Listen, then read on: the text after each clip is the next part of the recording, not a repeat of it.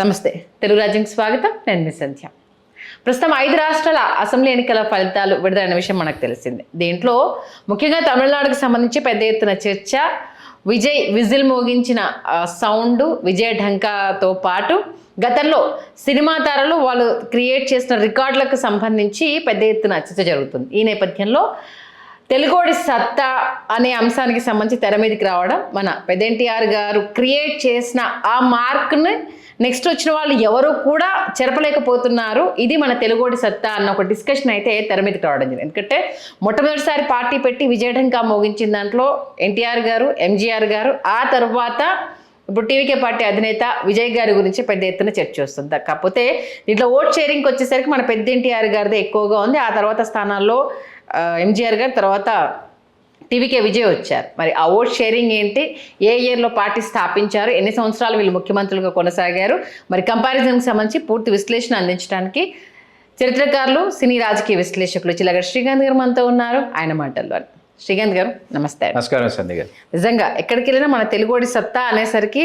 ఒక తెలుగు పర్సన్గా అదొక ఆనందము, ఒక తెలియని వైబ్రేషన్ ఉంటుంది. ఎంతమంది వచ్చినా మన పెద్ద ఎన్టీఆర్ గారి ముద్రను చెరపలేకపోవడము, రాజకీయంగా ఆయన ప్రభంజనాన్ని ఇప్పటి వరకు రీచ్ అవ్వలేకపోవడము అని తలుచుకుంటే నిజంగా గూస్ బంప్స్. 40% ఏదో ఓట్ షేరింగ్తో ఫస్ట్ టైం ఆయన నెలకొల్పిన ప్రభంజనాన్ని ఇప్పటికీ ఎవరు చెరపలేకపోవడము అనేది, అంటే అప్పటి అభిమానం కావచ్చు, అప్పటి తెలుగోడి ఆత్మగౌరవం కావచ్చు, ఆయన క్రియేట్ చేసిన సంచలనాలు, ఆయన మార్క్ అనేది ఎప్పటికీ ఎవరు ఆ స్థాయి రాజకీయాలు చేయలేరేమో మేబీ.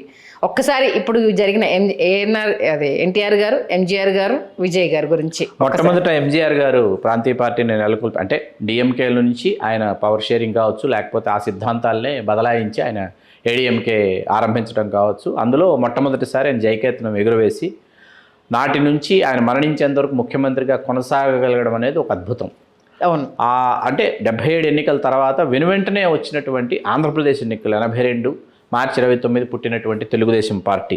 ఫస్ట్ ఎంజీఆర్, తర్వాత ఎన్టీఆర్. మొదట ఎంజీఆర్, తర్వాత ఎన్టీఆర్. కాకపోతే మనకి ఇక్కడ ఏంటంటే అక్కడ నియోజకవర్గాలు 234 అయితే ఉమ్మడి ఆంధ్రప్రదేశ్లో ఆ రోజు 294 నియోజకవర్గాలు ఉండటం. ఎన్టీ రామారావు 202 స్థానాల్లో ఆయన తెలుగుదేశం పార్టీ మొట్టమొదటిసారి విజయభేరి మ్రోగించి ఆయన జనవరి 9, 1983 ఆంధ్రప్రదేశ్ రాష్ట్ర ముఖ్యమంత్రిగా ప్రమాణ స్వీకారం చేయడం. అప్పటి వరకు 35 సంవత్సరాల పాటు అవిచ్ఛిన్నంగా ఏకఛత్రాధిపత్యంగా పరిపాలించినటువంటి కాంగ్రెస్ పార్టీని ఆయన తుత్తునీలు చేసి తుదముట్టించి ఆయన అధికారంలోకి రావడం అనేది ఒక అత్యద్భుతమైనటువంటి రాజకీయ ప్రక్రియ. ఆ రోజు చారిత్రక పరిణామం. ఆ రోజు ఆంధ్రప్రదేశ్ రాష్ట్ర రాజకీయ 40% ఓట్ షేర్తో అద్భుతమైనటువంటి విజయాన్ని సాధించి అప్పటి నుంచి ఏంటంటే ఆ రికార్డు అలాగే ఉంది. ఇక్కడ మనం కొంత చెప్పుకోవాల్సినటువంటి విషయం ఏంటంటే మొట్టమొదటిసారి జయలలిత గారు ముఖ్యమంత్రి అయినటువంటి సందర్భాన్ని ఇక్కడ మనం గుర్తు చేసుకోవాలి. ఆవిడ 234 అసెంబ్లీ నియోజకవర్గాలు ఉంటే 233 స్థానాల్లో ఏడీఎంకే విజయం సాధించి వాళ్ళందరూ ఓడిపోయి 234 స్థానాల్లో ఆవిడే విజయభేరి మ్రోగించడం, అదొక్కటి మనం ఇక్కడ ఖచ్చితంగా గుర్తు చేసుకోవాలి. అంటే మొట్టమొదటిసారి పార్టీ స్థాపించి అత్యధిక స్థానాలు సంపాదించిందన్నది చెప్పడానికి నేను చెప్పాను. మొదటిసారి పార్టీ నెలకొల్పి అంటే అది ఎంజీఆర్, ఎన్టీఆర్, ఇవాళ విజయ్ అన్నది టీవీకే విజయ్. అతి తక్కువ సమయంలో. అవును, విజయ్ గారు కూడా అతి తక్కువ సమయంలో, అతి తక్కువ సమయంలో 9 నెలల కాలం, అతి తక్కువ సమయం. అంటే సామాన్యమైన విషయం కాదండి. నవేడేస్ 18 నెలల కాలంలో తమిళనాడు ప్రజల యొక్క ఆదరాభిమానాల్ని చూరగొని, అంటే దానికి అతను వేసుకున్నటువంటి పునాది ఏదైతే ఉందో చాలా బలమైనటువంటి పునాదిని, ఒక తాత్విక పునాదిని అతను నిర్మించుకున్నాడు. చాలామంది తప్పుబట్టారు. చాలామంది కేవలం ఒక కులం ఓట్లతోనో లేకపోతే ఒక వర్గం ఓట్లతోనో అతను రాజకీయాలు చేయబోతున్నాడు అన్నారని. కానీ ఇక్కడ డిఎంకే ఇవాళ వెనుకబడి ఉండవచ్చు వరుసలో. స్వయంగా స్టాలిన్ గారే ఓడిపోయి ఉండొచ్చు. కానీ ఏ భావజాలం అయితే ద్రవిడోద్యమ భావజాలం ఏదైతే ఉందో, పెరియార్ ఈవి రామస్వామి నాయకర్ భావజాలం ఏదైతే ఉందో, ఆ భావజాలం యొక్క పునాదుల మీద నిర్మించబడినటువంటి ద్రవిడోద్యమ పార్టీ ఏదైతే ఉందో, ద్రవిడార్ మున్నైటర్ కజగం ఏదైతే ఉందో, ఆ భావజాలంలో నుంచే విజయ్ కూడా తన భావజాలాన్ని, ఆయన దానికి ఒక కొనసాగింపుగా తన పార్టీని, అంటే ఒక సరికొత్త రూపుని ఆయన ఆ భావజాలానికి అందించినటువంటి నాయకుడిగా, ఆ పార్టీ అధ్యక్షుడిగా మనం ఆయన్ని వేళ విజయ్ గారిని చూడాల్సి వస్తుంది సంధ్య గారు. కానీ ఏదేమైనా అటు అంత బిఫోర్ స్టార్ట్ చేసిన తమిళనాడుకు సంబంధించి ఎంజీఆర్ కన్నా మన ఎన్టీఆర్ గారు ఓట్ పర్సంటేజ్ ఎక్కువగా ఉండడము, ఆ తర్వాత ఎంజీఆర్ గారు, ఆ తర్వాతే విజయ్. అంటే మీరు అన్నట్టుగా అప్పటి జనరేషన్ కావచ్చు, అప్పటి కాలమాన పరిస్థితులు కావచ్చు వేరు. ఇప్పుడున్న ఈ జనరేషన్ లో ఈ రేంజ్ లో ఫస్ట్ టైం పార్టీ అనౌన్స్ చేసి ఇమీడియట్ గా రిజల్ట్ రావడం. పైగా మీకు ఏంటి, డిఎంకేకి ఉన్నటువంటి ఏదైతే మీడియా సపోర్ట్ కావచ్చు, వాళ్ళకున్నటువంటి పునాది కావచ్చు, వాళ్ళ యొక్క క్యాడర్ ఛానల్స్ కాబట్టి దాంతో పోలిస్తే విజయ్ గారు చేసినటువంటి పోరాటం, ఆ పోరాట పటిమలు అంటే ఒక ఆత్మవిశ్వాసంతో సాగినటువంటి ప్రయాణం, రాజకీయ ప్రయాణం, ప్రజలకు మధ్య ఒక కనెక్టివిటీ ఏర్పడిపోయింది అని ఈ ఫలితాలు తెలియజేస్తున్నాయి సంధ్య గారు. అప్పుడు ఎన్టీఆర్ గారు స్టార్ట్ చేసినప్పుడు ఎలా ఉండింది ఒకసారి మరొకసారి తప్పకుండా. ఎన్టీ రామారావు గారు అంటే ముందు ఎంజీఆర్ గారు కాబట్టి, అంటే డిఎంకేతో విభేదించి ఆయన బయటికి వచ్చినప్పుడు ఆయన పరిస్థితి ఎలా ఉంది? ఆయన సినిమాల ద్వారానే కమ్యూనికేట్ చేశారు. నమ్నాడు ఈ సినిమాల ద్వారానే ఆయన డైరెక్ట్ చేస్తూ ఉలగం సుట్రవాలి ఆ సినిమాల ద్వారా ఏంటంటే ఆయన ఖచ్చితంగా నేను ప్రజాబాహుళ్యంలోకి రావాలనుకుంటున్న రిక్షాకారని ఈ సినిమాలన్నీ తీస్తూ వాటిలో రాజకీయపరమైనటువంటి డైలాగుల్ని చొప్పించి, ఆ విధమైనటువంటి సన్నివేశాలని చొప్పించి, వాటికి ప్రజల నుంచి ఎటువంటి ప్రతిస్పందన వస్తుందో థియేటర్లలో తెలుసుకొని ఖచ్చితంగా మనం ఇప్పుడు రాజకీయాల్లోకి క్రియాశీలకంగా మనం ప్రవేశించవచ్చని ధైర్యం వచ్చిన తర్వాతే ఆయన నిర్ణయం తీసుకున్నారు. ఆయనకి భయం ఎక్కడంటే స్థానికేతరుడు అనేటటువంటి ఒక భయం ఉంది, మలయాళీ కదా, ఆ భయం ఉంది ఆయనకి, లోపల ఎక్కడో ఆ భయం ఉంది. అది ప్రజలు తనని ఆ విధంగా ఆ దృష్టికోణంతో చూడటం లేదు, వాళ్ళు సొంతం చేసుకున్నారు అని ఆయనకి నమ్మకం ఏర్పడిన తర్వాత ఆయన వెలుపలికి రావటం, పార్టీని నెలకొల్పడం, విజయం సాధించడం జరిగింది. రామారావు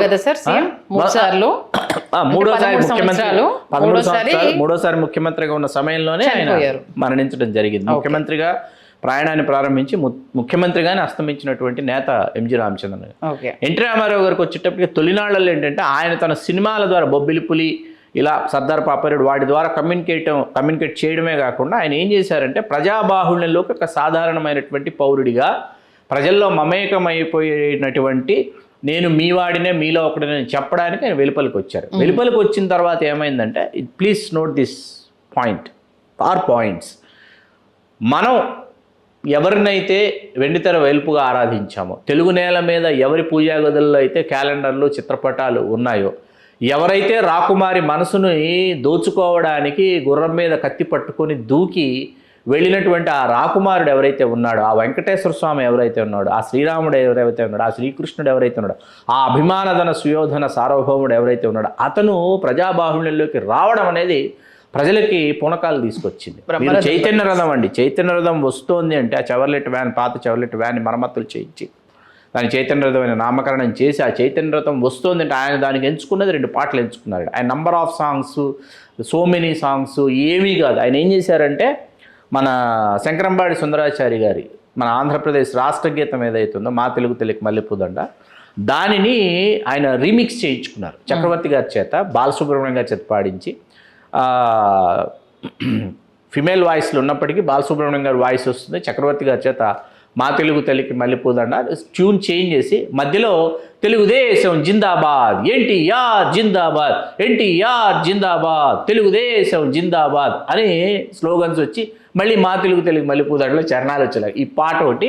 వేములపల్లి శ్రీకృష్ణ గారి చెయ్యెత్తి జైకొట్టు తెలుగోడ, గతమెంత ఘనకెత్తి కలవడ, ఆ పాట. ఈ 2 పాటల్ని పార్టీ గీతాల కింద తీసుకుని ఇవి మీకు ఆ ఊరి పొలిమేరల్లో చైతన్య రథం వచ్చే సమయానికి పాటలు పెట్టేసేవాళ్ళు.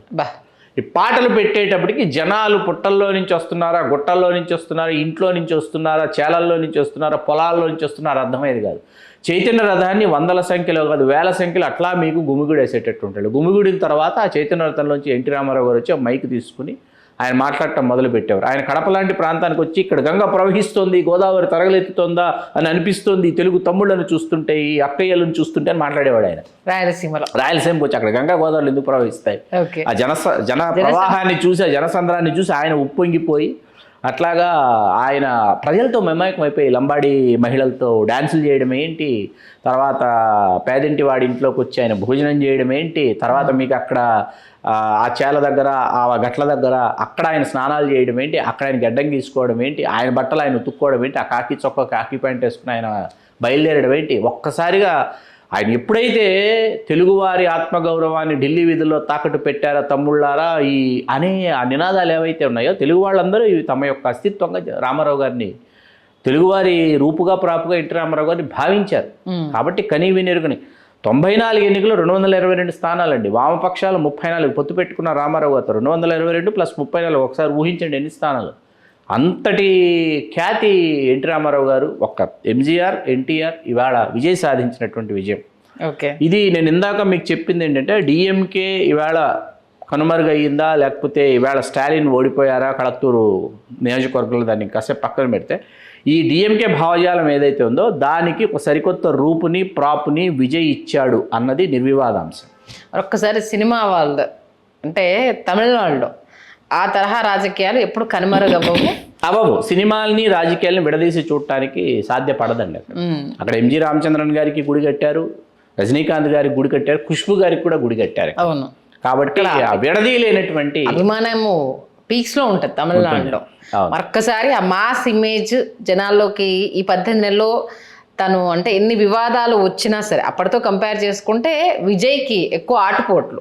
ఎందుకంటే ఎంజీఆర్ గారికి పెద్దగా శ్రమ పడకుండానే అంటే అప్పటికున్న ఈ మీడియా ఇవంతా ఏమీ లేకపోవడం, పత్రికలు మాత్రమే ఉండడము, అప్పటికి ఆయనకు ఇమేజ్ రావడము, రాజకీయాల్లోకి రావడము అదొక ఈజీ అయిపోయింది. ఎన్టీఆర్ గారి దగ్గరకు వచ్చేసరికి only face of the party ఆయన ఓన్లీ పత్రికలే. అప్పుడు కూడా మీడియా ఇంత ఉధృతంగా లేదు. కానీ రామారావు గారి వైపు ప్రింట్ మీడియా మీకు నిలబడింది. అది అందరికీ తెలిసినటువంటి బహిరంగ రహస్యం. దాని గురించి మనం ఇక్కడ ప్రత్యేకించి వేళ చర్చ చేయాల్సినటువంటి పని లేదు. ఈనాడు దినపత్రిక, రామోజీరావు గారు, మీకు ఒక చాలామంది నా ఏజ్ గ్రూప్ వాళ్ళకి గుర్తుంటే, లేకపోతే నాకంటే కొంచెం పెద్ద ఏజ్ గ్రూప్ వాళ్ళకి గుర్తుంటే ఈనాడు బ్యాక్ పేజ్ ఒకటి గుర్తు చేస్తున్నా. మెయిన్ షీట్ ఉంటుంది కదా ఈనాడు, బ్యాక్ పేజ్ తీసుకుంటే justice Chowdary getup, Rama Rao justice Chowdary గెటప్లో ఉన్నది, కొండవీటి సింహం గెటప్లో ఉన్నది, తెలుగుదేశం అధ్యక్షుడిగా ఇలా అంటున్నది అనమాట. తెలుగుదేశం పిలుస్తోంది రా కదలిరా అని చెప్పేసి ఫుల్ పేజ్ అనమాట. ఇట్లాంటివన్నీ మరి ప్రజల్ని ఆకట్టుకోవా, ఆకర్షించవా, వాళ్ళ హృదయాల్ని హత్తుకోవా? వాళ్ళు ఒక్కసారిగా వెండితెర మీద చూసినటువంటి విశ్వవిఖ్యాత నట సార్వభౌముడు నార్మల్గా మన మధ్యలోకి వస్తే ఈ పాత్రలు పోషించినటువంటి ఆయనతో కలిసి మనం పరిగెట్టడమా, ఆయన రథం మీద నుంచి ఆయన ప్రసంగిస్తుంటే మనం వీక్షించడమా? పిల్ల పాప ముస్లిం ముత్తగా తేడా లేకుండా మీకు కొన్ని పట్టణాల్లో, ముఖ్య పట్టణాల్లో ఏంటంటే వీధులు ఎక్కడో ఉంటాయి, వాడలు ఎక్కడో ఉంటాయి. మీకు ఇక్కడ ఈయన హార్ట్ ఆఫ్ ది టౌన్కి వస్తాడు. ఈ సాంగ్స్ యొక్క వైబ్రేషన్ అండి, ఈ సాంగ్స్ మీకు వినిపించేటప్పటికి వీళ్ళందరూ ఒక్కసారిగా వచ్చి ఆ జనసముద్రంలో ఇలా అసలు మనం ఏదో సీజీ షాట్ విఎఫ్ఎక్స్లు ఉంటాయి కదా, అట్లా అది చూసినటువంటి జనరేషన్ మాది. అని కళ్ళతో చూసినటువంటి జనరేషన్. ఈ 60 ఏళ్ళ పైబడి 70-80 సంవత్సరాల వాళ్ళు కూడా వాళ్ళు వణుక్కుంటూ పరిగెట్టుకుంటూ పాడుకుంటూ ఆయన చూడాలనేసి ఆ ఉత్సుకతలో వచ్చేసి ఆయన చూడాలి. రామారావు గారు ఎదుగు అక్కడ చైతన్యతం మీద ఉన్నారు, ఆయన ముకులిత హస్తాలతో ఆయన అందరి వైపు చూస్తే ఇలా అంటుంటే రామారావు గారిని మేము చూసాము రామారావు గారిని, చాలు కదా అనుకున్నటువంటి వాళ్ళ ఆనంద బాష్పాలు ఇంకా ఇవాళకి నాకు గుర్తు వస్తున్నాయి. కానీ ఇన్ని దశాబ్దాలైనా ఆ రికార్డుని ఎవరు బ్రేక్ చేయలేకపోవడము అనేది రాబోయే రోజుల్లో బ్రేక్ చేస్తారా అంటే కూడా డౌట్ అనే చెప్పవచ్చు. అన్ని స్థానాలు అంత పర్సెంటేజ్ అనేది. నిజంగా మంచి విశ్లేషణ అందించారు. ధన్యవాదాలు శ్రీకాంత్. ధన్యవాదాలు సంధ్య గారు. హలో, తెలుగు రాజ్యం ఛానల్ చూస్తున్నారా? సామాజిక రాజకీయ జీవన చిత్రణే తెలుగు రాజ్యం. అతిశయోక్తులు అసత్యాలు ఉండవు. రాజకీయ కోణం కాదు, ప్రజా కోణమే కొలబద్ద. తెలుగు రాజ్యం వీక్షణ మీ ఉత్తమ అభిరుచికి నిదర్శనం.